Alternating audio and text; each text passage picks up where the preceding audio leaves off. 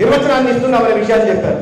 3 ప్రాంతాలు, గతంలో 3 ప్రాంతాల మధ్య ఏమీ చేయకుండా 3 ప్రాంతాల ప్రజల మధ్య విద్వేషాలు పెంచి, వైషమ్యాలు పెంచి, దాని వల్ల వికృత రాక్షస క్రీడకు శ్రీకారం చుట్టి దాని ద్వారా రాజకీయ లబ్ధి పొందాలంటే ఇవాళ కూటమి ప్రభుత్వం అటువైపు వెళ్తే ఉత్తరాంధ్ర ప్రాంతానికి ఇవాళ నీటి ప్రాజెక్టులు వస్తున్నాయి.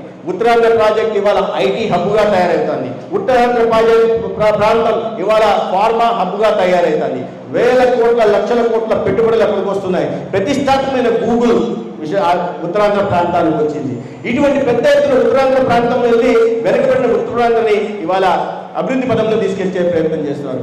మధ్యలో చూస్తే కోస్తాంధ్ర ప్రాంతాల్లో అనేక రకాల ప్రాజెక్టులు, అమరావతి నిర్మాణం దగ్గర నుంచి విపరీతమైన అమరావతి చుట్టూ వికేంద్రీకరణ పేరుతో బయట రాష్ట్రాల కనెక్టివిటీ కానీ, రోడ్ కనెక్టివిటీ కానీ, రైల్ కనెక్టివిటీ కానీ, లేదా అమరావతి చుట్టూ ఔటర్ రింగ్ రోడ్ కానీ, లేదా లక్షల కోట్ల పెట్టుబడి వివిధ సంస్థలు రావడం కానీ, లేదా క్వాంటమ్ కంప్యూటర్ రావడం కానీ ఇవాళ మధ్య ప్రాంతంలో జరిగి 2 ప్రాంతాలకు న్యాయం చేసే మన ప్రాంతమైన రాయలసీమ